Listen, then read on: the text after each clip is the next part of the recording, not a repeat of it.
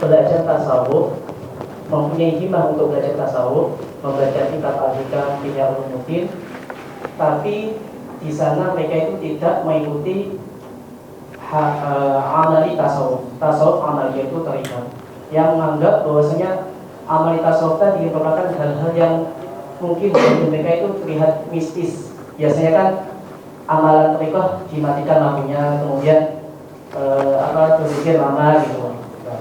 Mereka hanya mengutamakan sebagai akhlak yang baik untuk pedoman hidup mereka.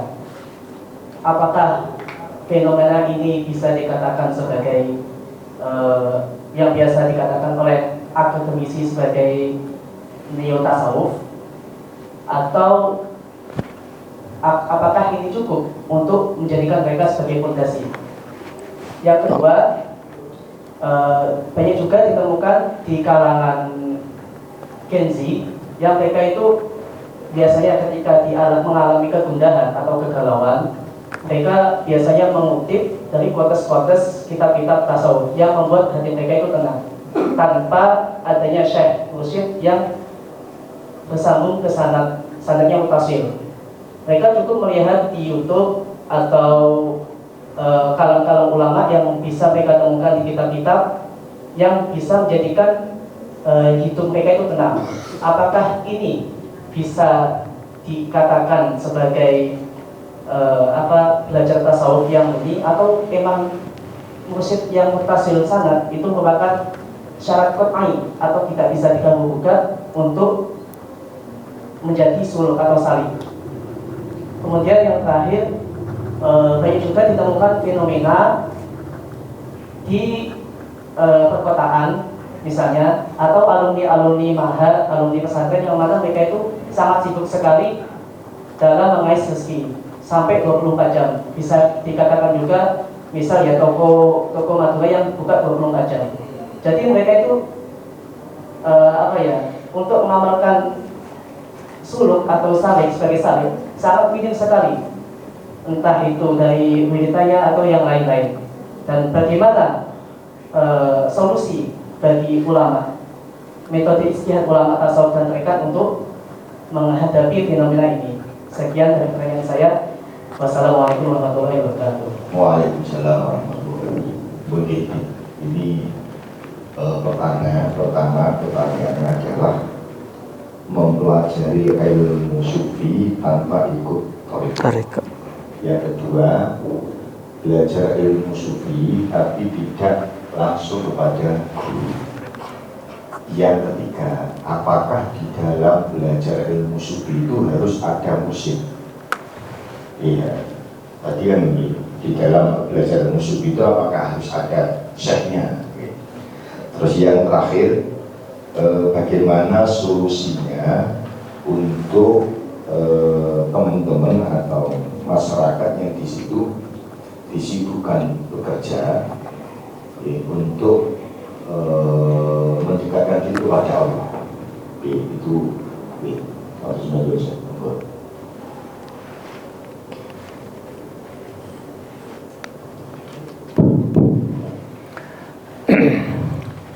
Bismillahirrahmanirrahim.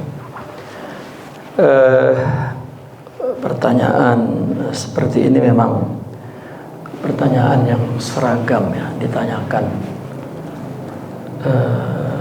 di mana-mana ya, semua orang bertanya begitu. Saya pun dulu punya pertanyaan itu. Bahkan saya termasuk dulu orang yang nggak suka tasawuf.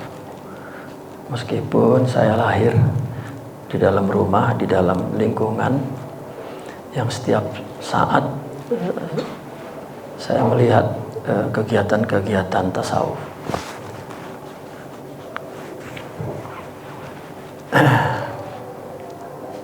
Memang begini ya.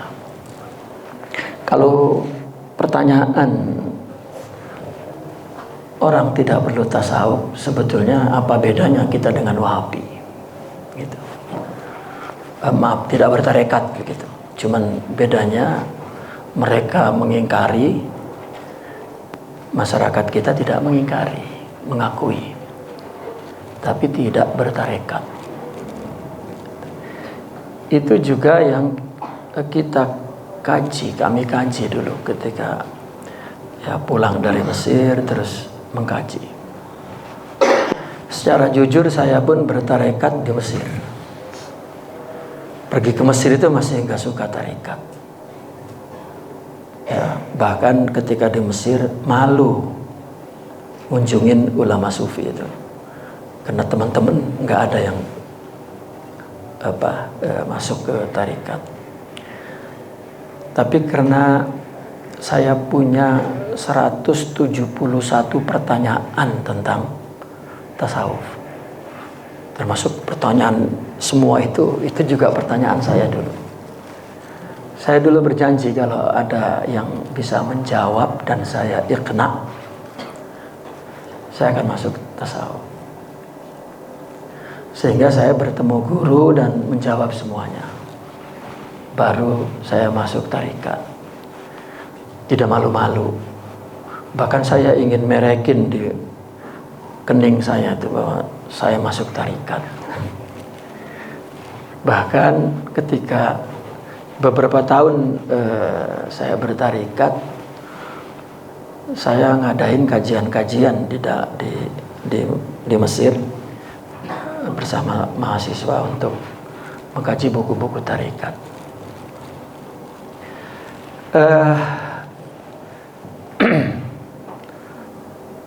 Saya rasanya lebih baik menjawab dengan jawaban yang saya anggap lebih hikmah.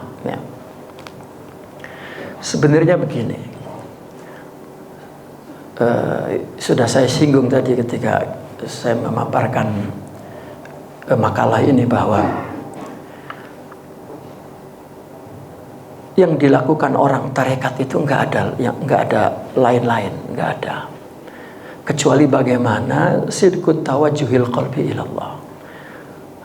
Lebih praktisnya lagi, bagaimana sih agar ibadah ini, hidup ini lillah, gitulah. Ibadah ini khusyuk, khudu, ikhlas, tauhid, melakukannya dengan sabar, ya. Dan melakukan hidup ini juga dengan sabar, syukur, ridho, gitu. Ternyata itu susah karena kita memiliki sifat-sifat itu baru dalam bentuk pengetahuan ilmu, belum memiliki karakternya di dalam jiwa. Sebenarnya seseorang kita menuntut ilmu dan berilmu, maka dia tahu wajib diamalin. Nah, ketika diamalin ternyata lebih berat mengamalkannya itu sesuai dengan perintah Al-Quran dan hadis daripada menuntutnya. Kalau disadari betul-betul ya.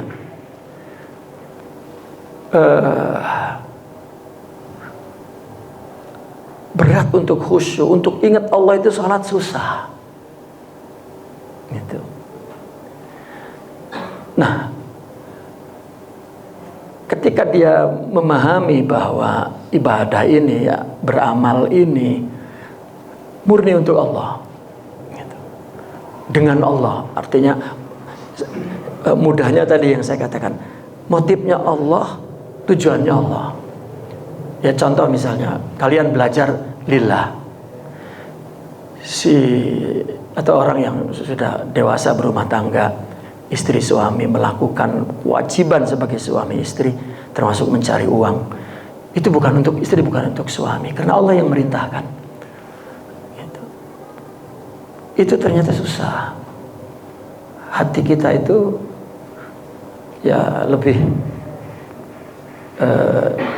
dipengaruhi oleh nafsu. Nah, apabila seseorang itu mulai jujur, mulai berusaha untuk menundukkan hatinya, mengalahkan nafsunya lah katakan, maka pasti dia perlu guru, pasti. Ya, kalau dia menyadari, ya Allah, kok saya nggak khusyuk, kok saya tidak khudu, ya, kok saya tidak tawadu, kok saya tidak ikhlas, pada saat tertentu saya kok tidak sabar, tidak bisa bersyukur, tidak ridho. kalau disadari betul-betul dan dia mulai mencoba untuk melakukan apa saja, ibadah mahdhu atau ghairu mahdhu, ibadah am atau ibadah khas, dengan hati yang ikhlas tadi itu, maka dia akan rindu, jiwanya memerlukan pembimbing. Nah, pada saat itu dia akan mencari. Dulu orang bertasawuf itu masih individu. Abad pertama, abad kedua masih individu. Apabila seorang itu menyadari, dia nyari guru. Dan belum ada tarekat kolektif terorganisir, ada namanya seperti sekarang. Tapi qudwah itu wajib dalam agama. Dulu qudwah saja, suhbah gitu. Maka dia menerima tajribah, limpahan rohani, dan kejujuran dia kepada Allah, ingin membangun rohaninya, jiwanya, spiritualnya. Ya, dia pergi ke guru karena apapun perlu pakar sebetulnya. Antum misalnya tiba-tiba pengen terjun ke ekonomi, mesti nyari pakarnya. Apa yang gak nyari pakarnya? Begitu juga dalam hal sidqut tawajjuh, at-tariq, as-sair, al-inqita, al-iqbal, ya, al-ikhlas, at-tauhid, ya, mesti cari pakarnya. Asalnya dulu begitu sebetulnya. Ya, yang membuat tarekat ini menjadi kolektif, munazzam, jama'i, dan kemudian diberi nama, itu tuntutan zaman. Sebetulnya dimulai oleh Syekh Abdul Qadir Al-Jilani yang membuka madrasah itu. Jadi sekarang itu menjadi kelompok tertentu. Jadi timbul pertanyaan, kita perlu nggak bertarekat? Ya, sehingga akhirnya saya sering mengatakan begini, Anda tidak perlu bertarekat lah. Yang penting kita menyadari bahwa ibadah ini, hidup ini mesti lillah. Hati mesti menghadap kepada Allah. Ya. Ulama-ulama sufi juga dulu menjawabnya begitu. Jidda sidqan tajid mursyida. Jika sidik hati ingin Allah, maka dia akan jumpa mursyid, akan ketemu mursyid. Jadi mursyid itu keperluan. Saya punya ilustrasi begini. Kalau kita mau ke Bali dan tidak pernah ke Bali, ya, kalau sudah memang menuju ke Bali, mesti kita mikir guide. Ya, kalau belum ke Bali ya nggak perlu kepada guide. Sebetulnya itu. Namun oleh Syekh Abdul Qadir madrasah itu dibuka, gitu. Seolah-olah mursyid itu sebetulnya menunggu di tepi jalan yang menuju ke sana. Orang hidup dan ibadah ini menuju Allah enggak sih? Gitu. Jadi ditungguin. Ya. Nah, mursyid-mursyid yang nyari murid, yang nyari itu mungkin sudah terpengaruh dengan model ya ada unsur politik gitu. Ya, sebetulnya mursyid itu nggak perlu nyari. Ya, agama ini menyuruh kita melakukan ibadah dan ikhlas karena Allah, selesai. Itu. Adapun belajar ilmu tasawuf sebagai ilmu, ya itu wajib. Ya. Karena fardu ain itu kan ada 3 ilmu. Ya, ilmu akidah dengan dalil, artinya dengan dalil-dalil yang jumal. Ya. Kemudian syariah untuk mengetahui ibadah. Kan ilmu itu kan fardu ain itu. Nah, termasuk tasawuf sendiri, mengetahui akhlak buruk, akhlak baik, itu fardu ain. Ya. Namun untuk mendapatkan predikat seperti yang ada dalam Al-Quran, muqarrabun, aulia, mukhlasun, itu perkara ruhiyah, bukan perkara zahiriyah gitu. Hidayah juga kan hidayah ruhiyah. Jadi seseorang pada akhirnya jika mulai serius gitu kan, tarekat itu kan satu amalnya, pengamalan agama yang serius gitu. Nah, ketika mulai serius, mesti dia memerlukan guru. Karena orang nyari guru yang mursyid gitu, yang wali, itu nggak ada ciri fisiknya. Di mana nyarinya? Meskipun orang sering ngomong gini, oh, orang tua kami, guru kami dulu nyuruh nyari mursyid kamil. Apa cirinya? Nggak ada. Dalam buku-buku tasawuf itu, jika engkau ingin Allah, Allah akan pertemukan kepada dalil itu. Maka ada cerita begini, ada seorang tetangga, ini di zaman dulu dalam kitab-kitab tasawuf.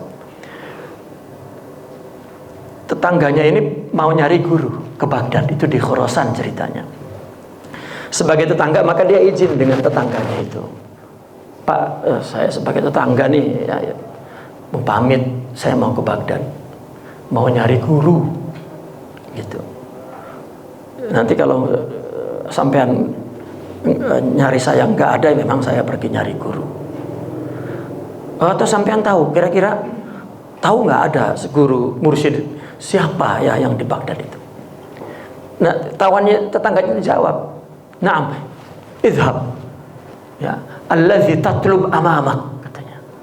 Pergilah, yang kau cari itu ada di depanmu. Oh ya, terima kasih. Pergi ke Baghdad. Sampai di Baghdad dia nyari, ceritanya dapat. Tanya dari mana? Dari anu, kenal sama Fulan, itu tetangga saya. Idzabilai, ya. Dialah yang kau cari. Artinya ketika orang nggak ingin Allah, ya nggak ketemu, nggak ada. Gitu. Jadi orang bertarekat itu sebenarnya, begitu. Ini kita keluar dari tarekat taklidiyah, gitu ya, yang tradisional, yang seremonial, yang formalitas, yang keluar dari itu. Ya, kita bacanya di buku-buku. Ya tadi untungnya saya baca buku dulu gitu. Indah. Begitu lihat nggak ada. Saya nggak ketemu guru yang kita inginkan. Itu tidak akan melihat khususnya. Mereka mengistilahkannya orang-orang yang punya khususnya, yang punya keistimewaan itu nggak akan kita lihat. Ya. Allah nggak akan membukanya kepada dia bahwa tubuh seseorang yang sama dengan kita tapi memiliki khususnya menjadi sebab Allah menganugerahkan rohani itu, sifat-sifat itu, gitu. Nggak akan ketemu. Kalau ketemu, ya nggak akan bisa mengikuti. Kalau bisa ngikutin pun nggak akan sabar. Gitu. Itu kata mereka, artinya ya, mereka menceritakannya begitu di dalam buku-buku tasawuf itu. Ya, nggak ada ciri fisiknya. Kalau juga ketemu kata orang itu nggak bisa ngikutin karena kita nggak menghadap ke Allah. Tidaklah, kan kata Imam Ibn Atha kan begini, la tashab man la yunhiduka haluhu wa la yadulluka alaihi maqaluhu. Ya, coba kamu uji orang itu, hal dia itu membawa kita kepada Allah atau tidak. Ucapannya itu selalu menunjukkan kita ke sana, tidak. Tapi kitanya mesti ke sana dulu gitu. Kalau nggak ke sana ya nggak bisa. Enggak. Kita ketemu guru yang kita inginkan. Kalau konsep kita guru itu mistik-mistik, tasawuf itu mistik-mistik, ya ketemu gurunya yang mistik-mistik. Ya. Sebenarnya begitu sederhananya. Adapun belajar tasawuf sebagai ilmu, ya di mana saja boleh, di YouTube banyak sekali itu para masyayikh. Ya, zaman sekarang YouTube itu sudah laisa min babil riya, sudah min babil ihtiyaj. Ya. Karena kalau ngaji banyakan yang di YouTube, banyak yang online daripada yang offline. Akhirnya online itu sah. Ya. Itu ya sah-sah saja. Nah, satu lagi, ada pemahaman juga yang bersifat taklidi tadi, itu tradisi, bahwa orang apabila bertasawuf, ya, terus kesannya dia meninggalkan dunia, meninggalkan orang. Memang kalimatnya begitu, i'rad anil khalqi, berpaling dari manusia, ya. Sehingga banyak orang-orang yang rasional menganggap bahwa tasawuf ini ya menjadi sebab kemunduran umat Islam. Padahal tidak. Ya. Seorang murabi pun, maka di makalah itu kan mura'atu ahwalin nas itu kan penting. Orang bertasawuf ini orang apa? Kalau misalnya yang bertasawuf pelajar, mahasiswa, mungkin ada pendidikan untuk meninggalkan dunia dulu. Ya, marhaliyah. Ya, karena memang belum ada kewajiban gitu. Tapi kalau orang sudah suami istri punya kewajiban, maka tarekat dia bukan, ya, artinya i'rad anil khalqi itu tidak disuruh bendanya ditinggalkan gitu. Dan tahap tarekatnya juga pendidikan tarbiyahnya juga ya berbeda gitu dengan orang-orang yang memang dididik dari awal, dipersiapkan untuk menjadi tokoh-tokoh sufi gitu. Maka tidak menghalangi orang bertarekat itu istirzaq, ya, mencari duit, tidak. Hanya pada orang tertentu, ya, dan kondisi tertentu yang memang tidak ada kewajiban secara syar'i, ya mungkin disuruhnya menjauhi dunia bendanya, menjauhi orang, ya, fisiknya gitu. Tapi sebetulnya adalah sasaran tasawuf itu hatinya, ya. Perintah menjauhi fisiknya, bendanya itu adalah tarbiyah marhaliyah tadarrujiyah. Kalau orang sudah ada kewajiban, enggak, ya. Saya pernah dulu disuruh oleh guru saya itu membuka email-email dia. Orang bertanya, ya, dan saya diperintah untuk menjawab. Kalau saya bisa saya jawab, kalau enggak. Ada pertanyaan dari seorang perempuan yang artinya menikah, kemudian suaminya melarang bertarekat kepada gurunya, ngikutin tarekat suaminya. Dia bertanya kepada guru saya itu bagaimana, maka saya nggak bisa jawab. Saya bawa ke guru saya, ini gimana? Jawabnya gimana? Loh, kamu nggak ngerti tasawuf? Ya, takut salah. Ikutin suaminya. Orang bertarekat itu adalah mendidik supaya bisa sholat, bisa ibadah, bisa menjalankan perintah Allah. Nah itu dia disuruh suaminya kan, ya taat dalam agama. Ya tinggalkan. Tasawuf itu, tarekat itu wasilah, sarana. Gitu. Nah maka tidak ada, ya, tasawuf itu menghalangi apapun. Adapun ketika orang mau bertarekat mesti bermursyid, iyalah ketika dia sudah perlu, dia lemah, tidak mampu menundukkan dirinya sendiri, dia sudah perlu kepada pendampingan, kepada orang yang mesti mencari orang yang kita percaya, yang kita berhusnudzon kepadanya bahwa dia pakarnya. Karena seorang ketika memilih, ya, saudaranya muslim sebagai mursyidnya, maka dia mesti siqah, ya, mesti wafa, mesti ikhlas, ya, itu karena itu berkaitan dengan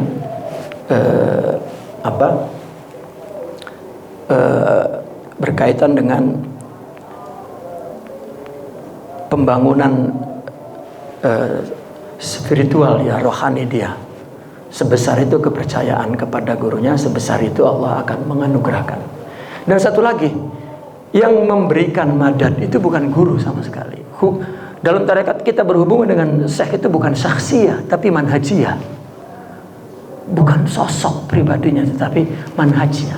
Kita datang agar dengan manhaj dia kita dapat dididik agar hati kita menghadap kepada Allah. Nah, bertarekat itu sebetulnya likhtisari thariq, berguru itu untuk mempersingkat jalan. Banyak perkara yang kita tidak punya pengalaman, tetapi melalui nasihat mereka, arahan mereka, maka itu lebih cepat. Ya, teorinya begitu. Jadi nggak bisa digantikan mursyid itu dengan lingkungan yang soleh misalnya. nggak bisa digantikan dengan sekelompok kawan-kawan yang baik, atau kita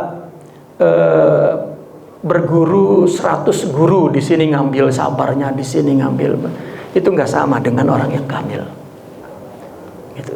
Bahkan solusinya kalau kita rasa nggak ketemu yang kamil, bahkan solusinya ya udah berguru 5-6 guru dan kita ambil yang positif-positifnya, yang baik-baiknya. Ya, itu. Boleh, jawaban saya boleh dipahami. Ya, kalau belajar tasawuf ya sekarang ya, di YouTube rasanya sudah mujaz, sudah ma'dzun. Ya, kalau dia sudah live ya berarti ya sudah sah mendapatkan ilmunya. Sekarang riwayat-riwayat hadis apa semua udah online ya. Ulama sufi sudah mengizinkan bahwa itu sanadnya bersambung. Ya, kalau selama ilmu dengan berbagai media sekarang maka itu sah-sah saja. Adapun untuk ikhtisari thoriq memang kita perlu pakar. Ya, perlu pakar. Kan hatta ngaji ilmu juga kan tetap perlu guru. Ya, karena kitab itu mungkin cetakannya boleh salah. Ya, atau kita pemahamannya terhadap tulisan itu juga mungkin boleh keliru. Ya, perlu juga guru. Gitu. Sebagaimana perlu alat nahu, perlu kitab, perlu guru, itu merupakan alat untuk belajar. Ya. Terus kenapa di tasawuf? Ya. Itu sebetulnya karena pemahaman terhadap tasawufnya yang salah, sehingga timbul pertanyaan, boleh nggak bertasawuf tanpa guru? Sedangkan tarekat itu guru. Kalau tidak maka berarti itu ya artinya teori belajar ilmu tasawuf. Ya, kalau beramal tasawuf itu ya berguru. Kecuali yang majdzub. Ya, yang majdzub. Tapi saya tidak teruskan ke sana. Ya.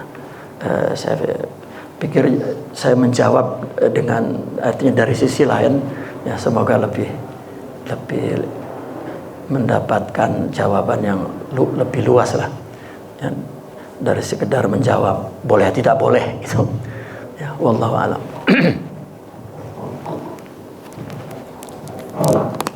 Monggo yang lainnya. Bagus. Assalamualaikum warahmatullahi wabarakatuh. Waalaikumsalam. Muhammad Fahrul. Maaf saya nggak ikut pada sesi pembukaan ini, sekitar unek-unek yang saya rasakan pada saat saya membaca beberapa kitab-kitab Quran dan tasawuf. Karena ini dalam metode ijtihad, saya ingin bertanya terkait dengan metode ijtihad para ulama sufi dalam menemukan tafsir al-Bishari. Karena kami ketika membaca buku-buku atau kitab-kitab dalam tafsir itu kadang-kadang merasa gimana cara atau alur berpikir beliau. Misalnya dalam satu ayat ketika menerjemahkan atau menafsirkan ayat innamas shadaqatu lil fuqara, para sufi itu menafsiri bahwa kalau kalian ingin mendapatkan anugerah yang besar dari Allah, maka jadilah orang yang memang benar-benar membutuhkan kepada Tuhan. Ini keluar dari manhajnya para fuqaha, di mana para fuqaha ketika menafsiri ayat tersebut diartikan sebagai bahwa kewajiban zakat itu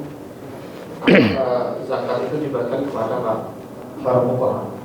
Jadi yang ingin saya tanyakan adalah bagaimana para sufi memiliki metode atau manhaj dalam menemukan tafsir Bishari atau tafsir batin.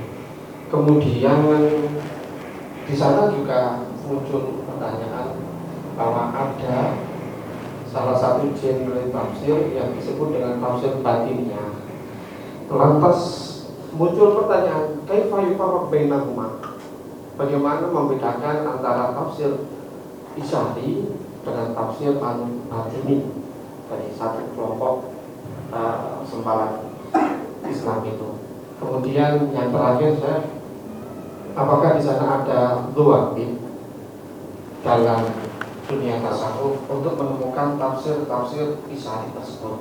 Jika memang ada, mungkin panjenengan bisa memberikan arahan kepada kami sehingga pada saat kami membaca buku-buku tersebut paling tidak mengerti alur dari pemikiran mereka. Matur suwun, jazakumullah khairan. Wassalamualaikum warahmatullahi wabarakatuh.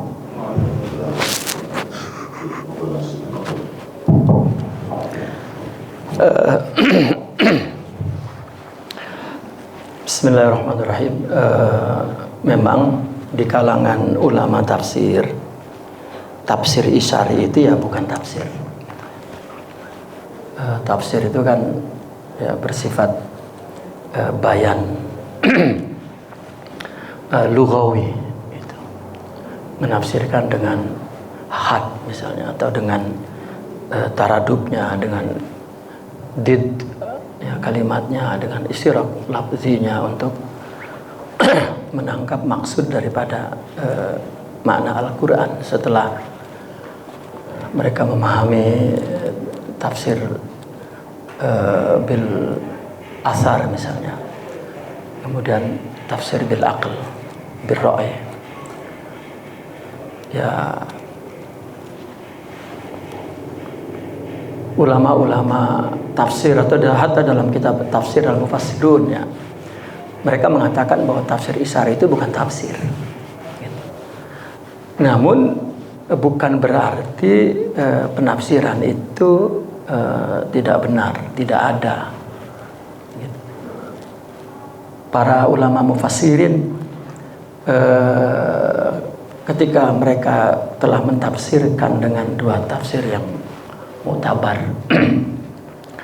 mesti mereka juga akan menafsirkan secara isyari ya. Katakanlah kalau dua tafsir itu adalah tafsir bin naqal wal aql gitu, berarti tafsir sufi itu bil qalb, bil faham gitu, bil isyarah. Seperti tafsir Ruhul Ma'ani misalnya, itu syarat kan dengan tafsir-tafsir isyari. Apalagi memang tafsir sufi ya. Ada kitab Safwatut Tafasir juga kan, dia menafsirkan dengan berbagai metode tafsir, tapi ada aja isyarah latifiyah misalnya, atau atau tanpa menggunakan isyarah, artinya makna yang latif gitu. Itu sebetulnya adalah tafsir isyari ya. Tafsir isyari memang tidak menjelaskan makna yang dekatnya, tetapi isyarat ya, kepada makna yang jauh. Karena setiap Al-Quran menjelaskan perkara-perkara zahir, rupanya dalam dunia batin rohani pun ya sama, hukumnya sama, kanunnya begitu. Sehingga mereka mengambil isyarat daripada ayat tersebut, seperti innamas shadaqatu lil fuqara gitu. Kapan seseorang bertemu guru tadi itu, kalau dia sudah memerlukan. Kalau sudah memerlukan, maka Allah akan mengasih, akan memberi gitu. Nah, maka mereka mencoba untuk mencari ayat Al-Quran yang secara isyarah mengandung makna tersebut gitu. Ada ayat-ayat lain saya nantinya la yahdur, seperti pamanit Allahumma shalli. Ketika orang sudah mendesak, doa itu baru dikabulkan gitu. Itu juga dijadikan tafsir isyari ya, karena orang sufi kan sudah punya pengalaman rohani dalam mengamalkan agama itu, dalam mengamalkan ayat-ayat tersebut. Rupanya dari segi batinnya, dari segi rohaninya ya, belum mengamalkan ya secara seksama gitu. Maka orang sufi ya ketika membahas rohani ya, dengan mengambil makna isyari daripada ayat-ayat tersebut. Adapun perbedaan dengan batiniyah ya, jelas ya, tidak sama, karena sepanjang orang-orang sufi menafsirkan isyari tapi tetap masih tunduk dengan konun lugawi, bukan seperti batini betul-betul ya, dia mentafsirkan secara bebas berdasarkan hawanya ya, berdasarkan makna yang dia ingini gitu, meskipun melanggar akal satu, kedua juga tidak sesuai dengan konun lugawiyah ya. Dan juga tafsir batin itu kan daripada Syiah ya, bukan ahli sunnah. Nah, mereka menuduh orang-orang sufi ya, yang notabene ya, menafsirkan secara isyari, mereka menganggap sama dengan batini ya. Saya tidak hadir ya contoh-contohnya ya, karena jarang yang menanyakan ini, jarang sekali. Apa ya contoh-contohnya itu? Astagfirullah.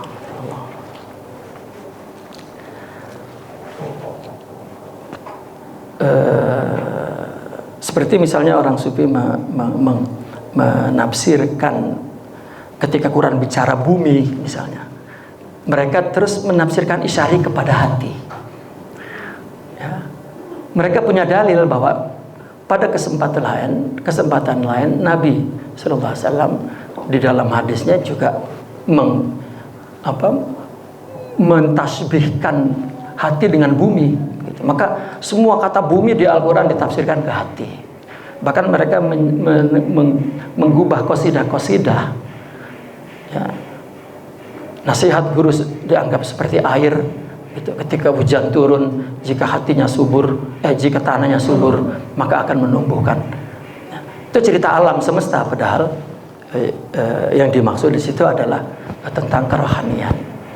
Jadi tetap ada dalil dalam Al-Quran dan hadis dari tafsir isari yang dia gunakan, satu, kedua, dan tidak melanggar konun lughahnya ya, tidak melanggar konun bahasa, dan yang ketiga tidak melanggar maqasidus syariah ya, dan akal. Selama itu bisa ditakwil ya, maka kita disuruh mentakwilnya. Kalau tidak, maka kita taslim kepada pembicaranya. Karena orang sufi memang menggunakan bahasa isyarah, bukan ibarah, dan bahasa rumus. Bahkan bukan ketika menafsirkan Al-Quran ya, menafsirkan Al-Quran atau hadis. Bahkan pendidikan tarekat itu sendiri sebetulnya mereka metodenya bukan bil ibarah tapi bil isyarah. Sedianya orang bertarekat itu orang-orang yang sudah berilmu, dan ketika dia mau beramal artinya sudah matang dan menyadari tadi berat beramal, baru dia bertarekat. Maka pendidikan yang diberlakukan di situ itu bil isyarah bukan bil ibarah. Bahkan Imam Abul Hasan As-Sazili bin nazar katanya, dilihatin, gak pernah dinasihatin gitu. Seperti sulahfah katanya, seperti penyu ya, nelor lalu dilihat dari jauh, tidak seperti ayam dikeremin gitu. Agar semua perbuatan itu tumbuh inisiatifnya dari diri sendiri, bukan karena nasihat, bukan karena adapun nasihat diberikan nasihat umum ya, semua muridnya akan mendapatkan rezeki yang diperlukannya oleh keperluan keadaan jiwanya, dan niat dia memang ingin menuju kepada Allah, maka ya, Allah akan membuat mursyidnya itu yastantiq, yang mengucapkan apa-apa yang diinginkannya. Begitu memang mereka. Dan kenapa mereka dengan isyarah? Karena yang diceritakan adalah tajribah ruhiyah. Sengaja dibuat simbol-simbolik itu agar tidak dibawa ke meja pembahasan lughawiyah, pembahasan akliyah ilmiah, agar bertanya kepada mereka. Gitu. Namun standarnya ya tadi tidak la yukhaliful aql, gitu, wa la yukhaliful nusus. Ya, bahkan sebagian besar diambil dari Al-Quran dan hadis, istilah-istilah itu kemudian digunakan secara luas, gitu. Dan juga dia mengambil makna yang jauh, bukan makna yang dekat. Itu adapun batiniyah, dia memang melanggar lugawiyah, yukhaliful aql dan yukhalifun nusus, gitu. Saya pikir ya sementara itu tentang tafsir Ishari ya, di kalangan orang sufi. Saya ada menulis sebetulnya buku Usulul Fikri Sufi, itu di dalamnya ada Bainal Ibarah wal Isyarah, ya, bagaimana orang sufi menggunakan tafsir-tafsir Ishari itu, ya. Saya nggak tahu Pak Ustadz ada dibawa bukunya yang bagian pertama kayaknya, ya, juz pertama itu tentang al-ibarah wal isyarah, gitu. Sama dengan al-zahir wal batin. Memang itu selalu diperdebatkan. Orang menyangka orang sufi itu bukan faqih, gitu. Dia ahli batin bukan ahli zahir, dia ahli ibarah bukan ahli isyarah, padahal ya, hanya menggunakan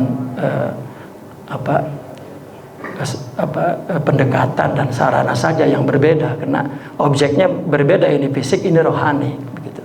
Sebetulnya tetap yang dibangunnya adalah manusia, zahiran wa batinan, begitu, sama objeknya. Nah, ini seolah ada dikotomi antara fikih dan tasawuf, zahir dan batin, ibarat dan isyarah. Padahal apa yang dikatakan, diucapkannya itu maksudnya adalah membangun al-insan, yakni ibadatuhu wa tauhiduhu wa akhlaquhu. Ya, wallahu a'lam.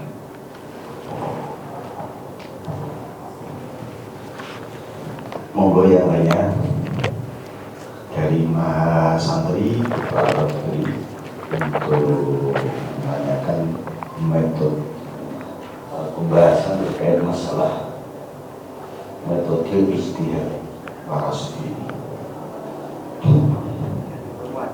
Iya, monggo yang perempuan. Iya, monggo. Iya, itu saya pakai ini. Assalamualaikum warahmatullahi wabarakatuh. Assalamualaikum warahmatullahi wabarakatuh. Saya langsung mohon izin bertanya, Syekh. Jika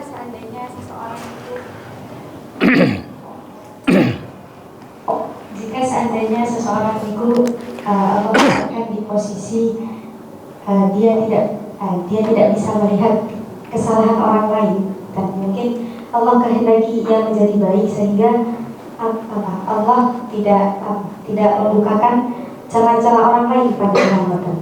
Dan di samping itu dia punya kewajiban yang mengharuskan dia untuk mengetahui kesalahan orang lain, seperti menjadi pemimpin ataupun menjadi guru ataupun yang lain. Lalu bagaimanakah ketika dia dihimpit di posisi seperti itu, kira-kira langkah apa yang harus diambil?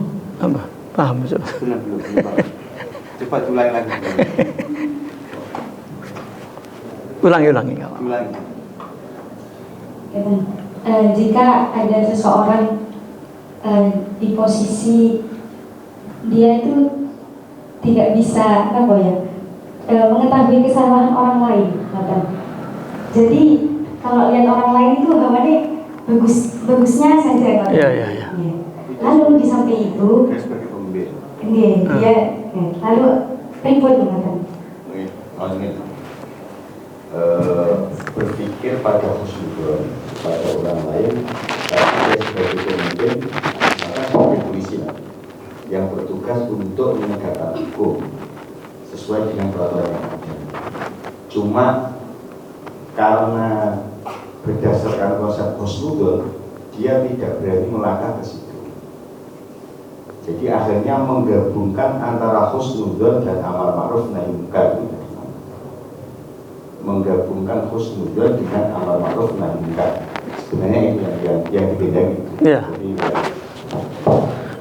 Kalau itu polisi berarti polisinya wali. Iya. Iya, karena begini, bahwa orang sufi memandang bahwa kesalahan itu, salah itu, buruk itu hanya terjadi dalam tataran syariah. Allah menetapkan ini baik, ini buruk. Kalau di hakikat nggak ada baik buruk, semuanya baik. Iblis saja baik. Wong itu ciptaan Allah, dia tunduk kepada Allah menjadi iblis. Ya. Bahkan tundukan iblis menjadi iblis daripada ya, kita muslim menjadi muslim. Nah, maka dalam tataran syariah, maka kita menilai baik buruk itu berdasarkan syariah, tanpa batin kita itu menghakimi, mencampuri, membenci. Bahkan sebetulnya ini konsep tasawufnya tidak, karena itu ciptaan Allah. Salah itu menurut syariat Allah itu untuk menjadi hikmah kebenaran yang Allah ciptakan. Seperti kenapa ada gelap lah, agar terang itu terasa. Kalau tidak ada gelap, terang ini hampa saja. Gitu. Orang sufi memandang dosa itu untuk diampunkan, maka jangan membencinya. Pada gilirannya kita pun orang yang berdosa, mesti ada hikmahnya bagi siapapun. Atau misalnya ada orang membunuh saudara kita, kita kan marah, itu kan memang hak nafsu kita. Nggak ada yang melarang, memang Allah menciptakannya seperti itu. Namun hukum syariah menyuruh misalnya laksanakan hukum bunuh. Kalau kita ingin laksanakan, tapi dengan hati penuh kasih sayang, bahwa mati itu karena ajal, bukan karena itu. Dan kalau memang dia itu selalu husnudzon, dia bertindak hukum itu hanya berdasarkan syariah, itu waliullah itu, ya, kutub malah sudah jadinya. Ya, kebanyakan orang berselindung di belakang syariah untuk melampiaskan penyakit nafsunya. Wah, bunuh itu memang jahat. Kalau Allah Ta'ala kok benci begitu. Ya, tasawuf justru membangun keseimbangan itu. Tidak boleh meninggalkan syariah, tetapi tetap hatinya tunduk kepada Allah. Sama dengan musibah menimpa seseorang, Nabi menangis, sahabat salah paham. Kan disuruh ridho, kok Nabi menangis? Ya, ketika diajukan pertanyaan kepada Nabi, kenapa menangis? Kata Nabi, ini mata kasih sayang, tapi hatiku ridho kepada Allah. Ya, artinya ridho boleh menangis, ya, dan mendidik boleh marah, kan begitu. Karena semuanya menjalankan syariah. Ya, saya pikir realitanya nggak ada orang yang begitu. Ya. Apalagi polisi, yang nggak ada. Ya. Tapi kalau ada, itulah yang ingin dibangun oleh tasawuf. Ya, bahwa syariat tetap ditegakkan. Gitu.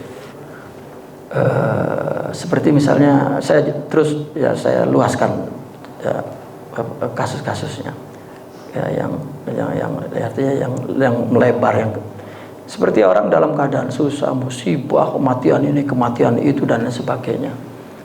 Gitu. Lalu sampai ninggalin sholat, fikih kan nggak maafin, tetap nggak bisa dikatakan oh boleh, nggak bisa diubah. Ya, mungkin dalam pandangan tarbiyah itu uzur, gitu. Tak merubah hukum, gitu. Itu uzur, karena ya Allah tidak membebankan sesuatu di luar kemampuannya.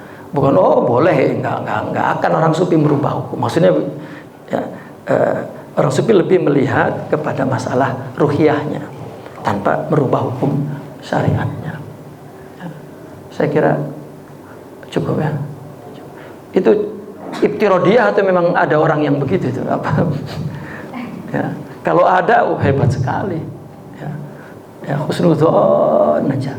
Karena sangka itu kan keluar dari jiwa seseorang. Kalau jiwanya buruk, sangkanya buruk meskipun kepada orang baik. Tapi kalau jiwanya baik, maka sangkanya baik meskipun kepada orang buruk. Jadi persoalan baik buruk itu nggak ada urusan dengan kita, itu individu yang lain. Ya, tasawuf mengajarkan begitu. Tetapi untuk menilai baik buruk syariah saja. Tidak ada subjektivitas kita, tidak boleh ikut campur. Bahkan di dalam tasawuf ya, ikut campur kepada orang lain itu min amrodin nufus ya. Karena jangankan orang lain, dia sendiri aja nggak ngerti kenapa jadi begitu, kan itu takdir Allah. Tapi syariat mengatakan itu salah, itu benar ya, untuk mengetahui bahwa kebaikan-kebaikan Allah berikan pahala begitu. Dan kemudian sebagai bentuk keadilannya, maka ya Allah menyiksa ya, orang-orang yang melanggar maksiat. Tetapi kan dalam akidah ahli sunnah hatta bahwa janji Allah itu pasti Allah jalani, Allah laksanakan di akhirat. Tetapi wa'idnya, ancamnya mungkin banyak yang diurungkan. Nah, orang-orang seperti itu menjelaskan kenapa ya, diurungkan, meskipun misalnya dalil rahmati wasi'at kulla syai', rahmati ghalabat ghadabi misalnya. Tapi ada penjelasannya secara ya, metodologis ya, oleh orang-orang sufi itu. Allahu a'lam. Mungkin ada yang lain dari mahasiswa yang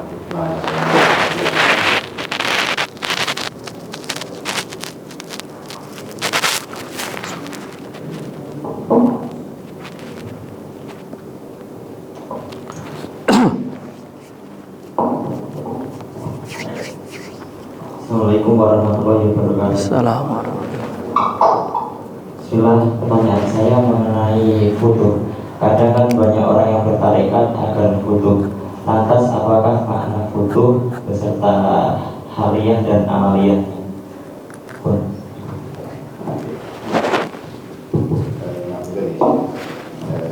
sekarang dari teman-teman itu sulit juga untuk membedakan istilah ma'rifatullah itu sendiri, karena di beberapa mata kuliah yang ada itu sebagian ulama mengatakan ma'rifatullah itu ya ketika orang itu menyadari Allah satu, Nabi Muhammad itu ada yang mengatakan seperti itu.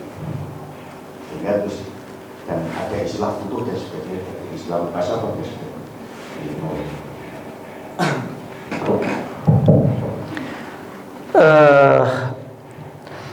Putuh itu memang istilah yang penting di dalam tasawuf, karena seseorang berjalan menuju kepada Allah itu dikatakan sukses lah, katakan kalau sudah dapat putuh gitu. Ya, secara lugahnya putuh kan terbuka ya, terbuka. Sebetulnya maksud putuh itu adalah Allah membuka hatinya dengan mengalirkan ya, anwar ya, yaftahullahu qalbal salik gitu, biwurudi anwaril ma'rifah ya, anwaril ma'arif wal ulumil laduniyah misalnya, wal mawahib ya, ilmu-ilmu yang wahiyah itu putuh ya. Juga termasuk ma'rifat, yaitu orang mendapat ma'rifat, yaitu putuh namanya ya, karena yang dibuka itu artinya adalah orang mendapatkan ma'rifat. Kita tunggu azan sebentar.